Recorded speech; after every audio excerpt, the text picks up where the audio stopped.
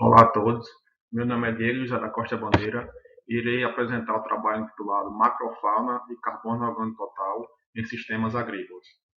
Dando início à apresentação, aqui é uma breve estrutura de como se dará a apresentação, iniciando com a introdução, seguido da fundamentação teórica, onde será abordado a macrofauna e o carbono orgânico total, e posteriormente será analisado dois artigos científicos pontuando potencialidades e limitação dos estudos. Em seguida, vem materiais e métodos. Posteriormente, resultado das discussões e, por fim, conclusões.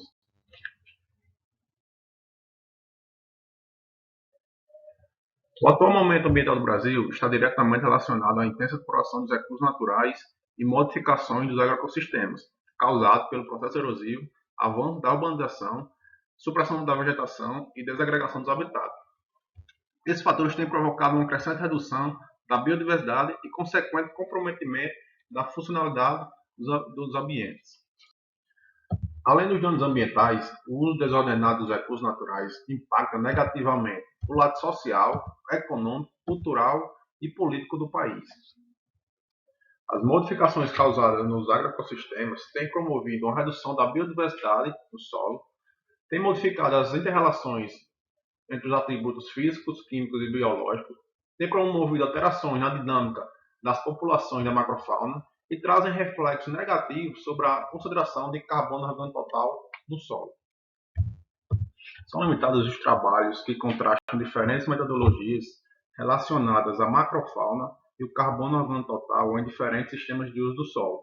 Com isso, vale salientar que a macrofauna e o carbono orgânico total estão intimamente associados aos processos de decomposição e de ciclagem de nutrientes, os quais são de fundamental importância para a manutenção da produtividade agrícola e preservação dos ecossistemas e agroecossistemas. Assim, atua como um agente transformador com reflexo nas propriedades físicas, químicas e biológicas do solo. Por serem sensíveis às ações antrópicas, a macrofauna e o carbono orgânico total são usados como bioindicadores do uso do solo, indicando o estado atual e de mudanças induzidas por forças bióticas ou abióticas ao longo do tempo. Tendo como primeiro exemplo o artigo desenvolvido por Fialho e colaboradores no ano 2021, o estudo traz a avaliação em termos quantitativos da riqueza, diversidade, abundância e uniformidade da macrofauna sobre diferentes usos do solo. Os resultados obtidos por Fialho foram contrastantes e apresentaram resultados que não convêm com a realidade, onde o manejo convencional apresentou resultados semelhantes à área de Caatinga. Apesar do estudo ter sido publicado em 2021, os dados coletados já passam de 11 anos.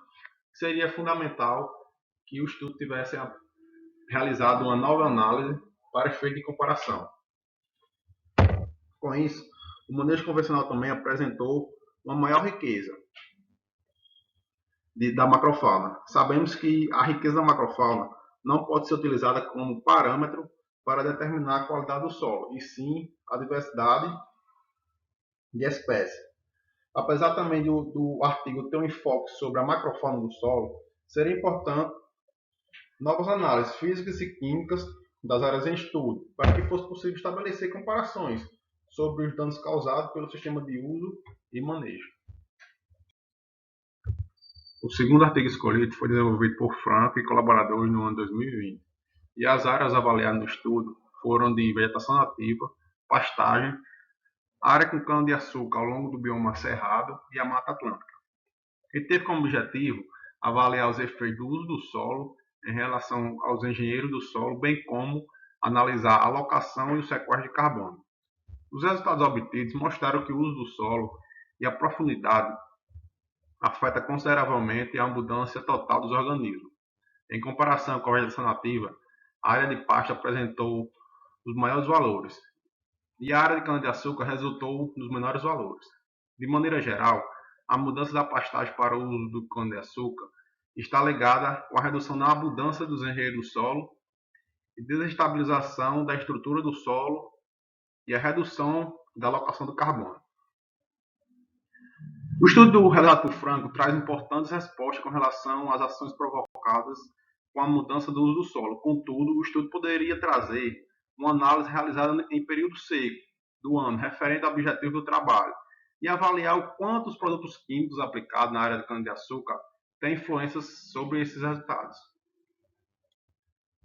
A realização desse trabalho foi realizada com base em artigos científicos, indexado com JCR, com uso de plataformas como ScienceDirect, Cielo e Periódico Capes. Na busca dos artigos, ainda foi usado expressões relacionadas ao tema na língua portuguesa e inglesa.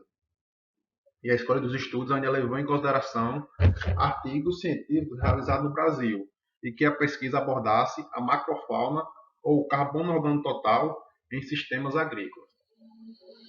Com o objetivo de melhorar a compreensão sobre os artigos científicos analisados, foi estruturado em 3 tabelas algumas informações relevantes. Na primeira tabela, podemos ver os autores, o ano de publicação, o fator de impacto, que foi variável, os periódicos de onde foram tirados os artigos e as revistas onde eles foram publicados. A tabela 2 traz a caracterização quanto ao local onde foi realizado o estudo, a precipitação pluvial, os sistemas agrícolas avaliados, a vegetação e a classificação do solo. Bom, esse primeiro gráfico com relação à tabela 2 mostra que 28,47% dos trabalhos avaliados não traz informações a respeito da vegetação característica do local avaliado. 14,28% não traz a classificação do solo e 14,28% não traz a precipitação pluvial.